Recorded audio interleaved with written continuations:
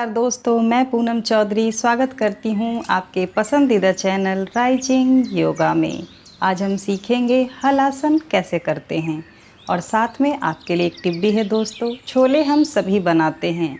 छोले का टेस्ट के साथ अगर उसका कलर भी सुंदर हो तो देखने में अच्छा लगता है। काबली चने का कलर अच्छा आने के लिए हम लोग लोहे की कढ़ाई का यूज़ करते हैं या फिर चाय की पत्ती की पानी का यूज़ करते हैं। उसका कलर थोड़ा सा ब्लैकिश हो जाता है। आज मैं आपको एक आसान सा टिप बताऊंगी जिसमें आपको ना तो लोहे की कढ़ाई की ज़रूरत है और ना ही आपको चाय की पत्ती का यूज़ करना है। आज की टिप से आप अपने छोले के कलर को सुंदर बना सकते हैं। वो देखने में ब्लैकिश भी होगा और आपको इन दोनों में से किसी चीज़ की आवश्यकता भी नहीं पड़ेगी। अगर आप भी ये टिप जानना चाहते हैं तो कीजिए थोड़ा सा इंतज़ार, आगे मैं आपको यही बताने वाली हूँ। हलासन, हल प्लस आसन, हलासन। हल का मतलब वो हल है जो कि किसान अपने खेतों में यूज करते हैं। जब हम इस आसन को करते हैं, परफेक्ट पोज में आते हैं तो हमारे बॉडी का पोस्चर बिल्कुल हल के समान हो जाता है, इसलिए इसका नाम हलासन है। इंग्लिश में इसे प्लॉ पोज भी कहा जाता है। हलासन को आप 2 से 3 बार कर सकते हैं। हलासन में होल्डिंग आप 30 सेकंड से लेकर 1 मिनट तक रख सकते हैं। हलासन को कोशिश कीजिए कि सूर्य नमस्कार करने के बाद करें। सूर्य नमस्कार करने के बाद हमारी बॉडी पूरी तरह से खुल जाती है, फ्लेक्सिबिलिटी बढ़ जाती है, तो हमें ये आसन करने में आसानी होती है। जानु शीर्षासन, पदहस्त आसन, पश्चिमोत्तानासन, सर्वांगासन, ये कुछ ऐसे आसन हैं जिनको आपको हलासन से पहले करना चाहिए। ऐसा करने से आपकी फ्लेक्सिबिलिटी बढ़ जाएगी और हलासन करने में आपको आसानी होगी। हलासन करने के बाद इसका काउंटर पोज आप जरूर करें। उष्ट्रासन कर सकते हैं, आप सुप्त वज्रासन कर सकते हैं या फिर आप भुजंग आसन कर सकते हैं। इसे करना बहुत ज़रूरी है दोस्तों। पिछली वीडियो में मैंने बताया है कि काउंटर पोज करना क्यों ज़रूरी है। अब हम ये भी जान लेते हैं दोस्तों कि क्यों करना चाहिए हलासन। सबसे पहला कारण ये है दोस्तों कि इससे बहुत तेज़ी से आपका वजन कम होता है, आपका मोटापा कम होता है। तो ऐसे लोग जो कि अपने मोटापे से परेशान हैं, उन्हें ये आसन नियमित करना चाहिए, डेली रूटीन में करना चाहिए। हलासन का पूरा प्रेशर आपके पीठ पे पड़ता है, कंधे पे पड़ता है, आपके घुटने पे पड़ता है, आपके थाई पे पड़ता है और आपके पिंडलियों पे पड़ता है। एक बहुत अच्छी स्ट्रेचिंग आपको फील होती है। इससे हमारी बॉडी की टोनिंग भी होती है। हलासन करने से आपकी मांसपेशियां मजबूत होती हैं और बॉडी लचीली बनती है। इस आसन को करने से ब्लड सर्कुलेशन बहुत ही अच्छा हो जाता है। पेट से संबंधित अगर किन्हीं को समस्या बनी रहती है तो हलासन उन्हें जरूर करना चाहिए। इस हलासन का सकारात्मक प्रभाव आपके पेट पे पड़ता है। अगर आपको कब्ज की शिकायत है, अगर आपको पेट दर्द की शिकायत है, आपको वायु की शिकायत है, अपच की शिकायत है, तो आपको यह आसन नियमित करना चाहिए। अगर आपको थायराइड है तब भी आपको यह आसन करना चाहिए। एक बार आप अपने डॉक्टर की सलाह जरूर ले लें। थायराइड पे इसका सकारात्मक असर पड़ता है, इसलिए आप इसे जरूर करें। अगर आपको दमे की शिकायत है तो भी आपको यह आसन करना चाहिए। इस आसन से यूरिक एसिड बढ़ने की वजह से जो तकलीफ होती है उसमें आराम मिलता है। डायबिटिक लोगों के लिए हलासन बहुत ही अच्छा है, उन्हें भी यह आसन नियमित करना चाहिए। गर्दन को लचीला बनाने में मदद करता है हलासन। रीढ़ की हड्डी को मजबूत बनाता है हलासन। रीढ़ की हड्डी को लचीला बनाने का काम करता है हलासन। हलासन से हाइट भी बढ़ती है। अगर आपकी आयु 18 वर्ष से कम है तो आप इस आसन से लाभ उठा सकते हैं। लीवर को स्वस्थ रखता है, लीवर की कमजोरी को दूर करता है हलासन। ब्लड का फ्लो हृदय की तरफ जाने की वजह से हृदय हमारे स्वस्थ रहते हैं। जब हम हलासन करते हैं तो हमारे ब्लड का फ्लो फेस की तरफ होता है, सर की तरफ होता है, जिससे कि हमारे फेस के और हमारे बालों से संबंधित समस्या दूर होती है। किन्हीं को पाइल्स की समस्या है तो वो इस आसन से राहत पा सकते हैं। गले से संबंधित समस्याओं का भी समाधान करता है हलासन। दोस्तों, हर एक आसन का एक अपना फायदा होता है, एक अपना नुकसान होता है। अगर आप इस चीज़ को अच्छे से समझ लें कि क्या ये आसन आपके करने के लिए है या नहीं, क्या आपको ये आसन करना चाहिए। दोस्तों, एक स्वस्थ आदमी हर तरह के आसन को कर सकता है और उससे लाभ उठा सकता है, लेकिन उसके पहले आपको ये जानने की ज़रूरत है कि क्या आप पूरी तरह से स्वस्थ हैं।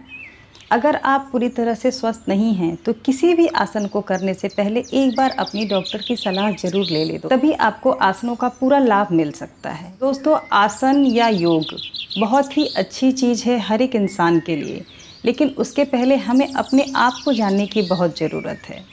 किसी भी आसन को करने से पहले आप अपने आप को ज़रूर जाँच लें।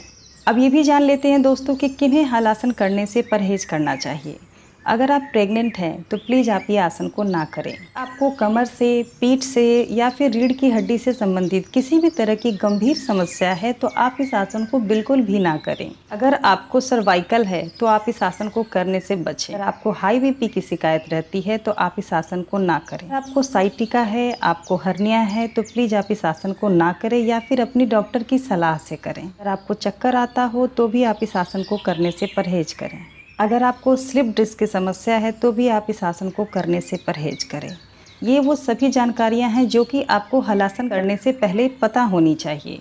इन सभी समस्याओं में से अगर कोई भी समस्या आपको है तो एक बार आप अपनी डॉक्टर की सलाह ज़रूर ले लें, उसके बाद ही आप इस आसन को कंप्लीट करें। दोस्तों, मैंने हमेशा कोशिश किया है आपको इस बात की जानकारी देने की कि आपको कौन सा आसन नहीं करना चाहिए। मैं आपको नहीं जानती दोस्तों कि आपकी कोई भी कंडीशन किस स्टेज तक पहुंची हुई है। अगर आपकी कोई भी समस्या बहुत स्टार्टिंग है तो मे बी आपको डॉक्टर इसकी राय दें कि आप इसे कर सकते हैं। लेकिन अगर कोई समस्या बहुत गंभीर हो गई है तो अच्छा है कि आप इस आसन को ना करें, क्योंकि मैं नहीं चाहती कि आपकी तकलीफ और बढ़े। आसन करने से पहले कुछ सावधानियां हैं दोस्तों जो कि हमें ज़रूर जान लेनी चाहिए। हलासन करने के लिए बॉडी में फ्लेक्सिबिलिटी का होना बहुत ज़रूरी है। इसके लिए आप जब बिगिनर हैं तो कोशिश करें कि आप बॉल की सहायता से हलासन को करें। पहले एक स्टेज पे जाकर कुछ दिनों तक उसी स्टेज पे केवल होल्ड करें, फिर थोड़ा सा पैरों को नीचे लाएं, फिर उस स्टेज पे कुछ दिनों तक होल्ड करें। नियमित आप ऐसा करते रहें और अपने पैरों को धीरे धीरे नीचे लेते आएँ।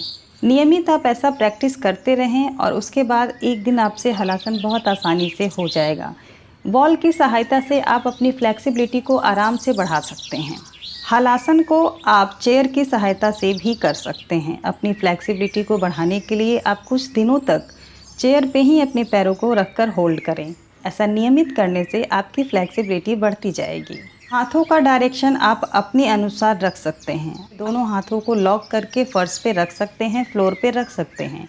अगर आपकी फ्लेक्सिबिलिटी थोड़ी कम है तो आप अपने हाथों को सामने सीधा खोल सकते हैं। अगर आपको ऐसा लगता है कि आप अनबैलेंस हो रहे हैं तो आप अपने दोनों हाथ की हथेलियों को कमर के नीचे भी रख सकते हैं। इससे आपके बॉडी को सपोर्ट मिलेगा और आराम से ज़्यादा देर तक आप होल्ड कर पाएंगे।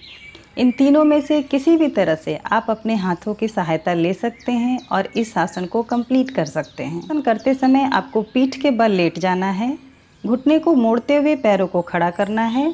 आपको एक गहरी सांस भरनी है। हथेलियों को ज़मीन पे प्रेस करते हुए अपने एक पैर को उठाना है और फिर धीरे से दूसरे पैर को भी उठाना है। सांसों को छोड़ते हुए आपको अब अपने दोनों पैरों को अपने सर के पीछे लेके जाना है। कि पैर पीछे की ओर चले जाएं तो कोशिश करें कि आपके पैर की उंगलियां ज़मीन से टच हों। जब आपका पोस्चर कंप्लीट हो जाए आप नॉर्मल सांस में होल्ड करें। जब आपको वापस आना हो आप एक गहरी सांस भरें और धीरे धीरे अपने पैरों को आगे लाने की कोशिश करें। बॉडी के साथ किसी भी तरह की जोर ज़बरदस्ती आप ना करें। मैंने इसलिए साथ में वेरिएशन भी बताया है। अगर आपकी फ्लेक्सिबिलिटी कम है तो आप उस तरीके से भी इस आसन को कंप्लीट कर सकते हैं और लाभ उठा सकते हैं। तो चलिए दोस्तों, देखते हैं कैसे करते हैं हलासन। लेकिन उसके पहले अगर आपने मेरे चैनल को सब्सक्राइब नहीं किया है तो प्लीज़ सब्सक्राइब करें। बेल आइकन को दबाना ना भूलें ताकि मेरे लेटेस्ट वीडियो की अपडेट आपको मिलती रहे। अगर आपको आज का वीडियो अच्छा लगता है तो प्लीज़ उसे लाइक ज़रूर दें। तो चलिए दोस्तों, देखते हैं कैसे करते हैं हलासन।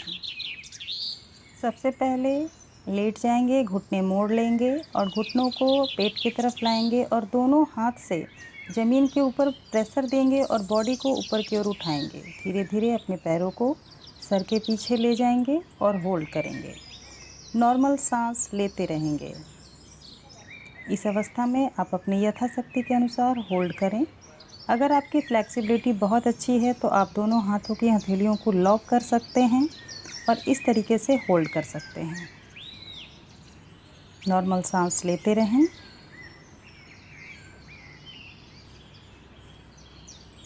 अगर आपको लगता है आपकी बॉडी अनबैलेंस हो रही है तो आप अपने हाथ की हथेलियों से बॉडी को सहारा दे सकते हैं।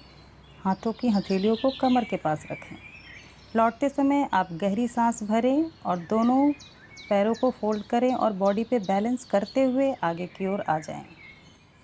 इसके बाद काउंटर पोज करना बहुत ज़रूरी है। मैंने इसमें भुजंगासन किया है। भुजंगासन कैसे करते हैं इसका लिंक मैंने डिस्क्रिप्शन बॉक्स में दे दिया है, आप वहां जाकर देख सकते हैं और लाभ उठा सकते हैं। थोड़ी देर के लिए आप मकर आसन में रेस्ट करें।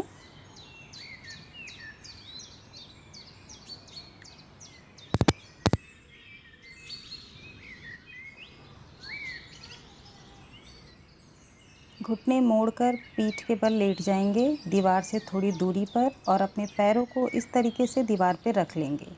गहरी सांस भरते हुए हाथ की हथेलियों पे प्रेशर देते हुए अपनी बॉडी को उठाना है और फिर हाथों को कमर के पास रखकर एक सपोर्ट देनी है और धीरे धीरे अपने पैरों को अपने सर के पीछे लाने की कोशिश करनी है। बॉडी पे पूरा बैलेंस बना के रखें और धीरे धीरे अपने पैर के उंगलियों को ज़मीन से लगा दें। अपने हाथ का डायरेक्शन आप अपने अनुसार रख सकते हैं। जैसी आपकी फ्लेक्सिबिलिटी है उस तरीके से आप अपने हाथ का डायरेक्शन रख सकते हैं। नॉर्मल सांस लेते रहें, होल्ड करें अपनी यथाशक्ति के अनुसार। जब आपको वापस आना हो एक गहरी सांस भरें, पैरों को मोड़ें और बैलेंस बनाते हुए आप अपनी बॉडी को धीरे धीरे ज़मीन की तरफ लाने की कोशिश करें। आप झटके से ना आएँ, बिल्कुल बैलेंस बनाते हुए ये करें। दीवार से दूरी बनाकर लेट जाएंगे, अपने घुटने को मोड़ेंगे, गहरी सांस भरते हुए दोनों हाथ से ज़मीन पे प्रेशर देंगे और बॉडी को पीछे की ओर, आपको अपने पैर को दीवार पे टिका के रखना है और कुछ दिनों तक आपको यहीं होल्ड करना है। कुछ दिनों तक वहाँ होल्ड करने के बाद अगर आपको लगने लगे आपकी फ्लेक्सिबिलिटी थोड़ी अच्छी हो गई है तो आप पैरों को थोड़ा सा नीचे और करें और कुछ दिनों तक सिर्फ यहीं होल्ड करें। फिर कुछ दिनों के बाद आप अपने पैरों को थोड़ा सा नीचे लाएँ और फिर यहाँ कुछ दिनों तक होल्ड करें। ऐसा नियमित करने से आपकी फ्लेक्सिबिलिटी बढ़ जाएगी और आप आराम से हलासन को कंप्लीट कर पाएंगे। नॉर्मल सांस लेते रहें।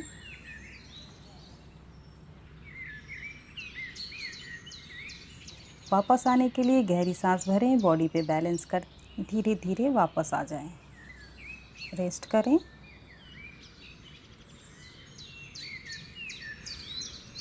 सर के पीछे चेयर थोड़ी दूरी पे रख लेंगे, अब लेट जाएंगे, दोनों हाथों पे प्रेशर देंगे, गहरी सांस भरेंगे और आपको पूरी बॉडी को ऊपर की ओर उठाना है। पैर के पंजों को चेयर पे रख देना है और इस अवस्था में आपको होल्ड करनी है।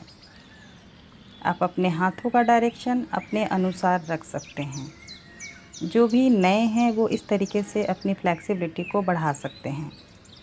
होल्ड करें, नॉर्मल सांस लेते रहें।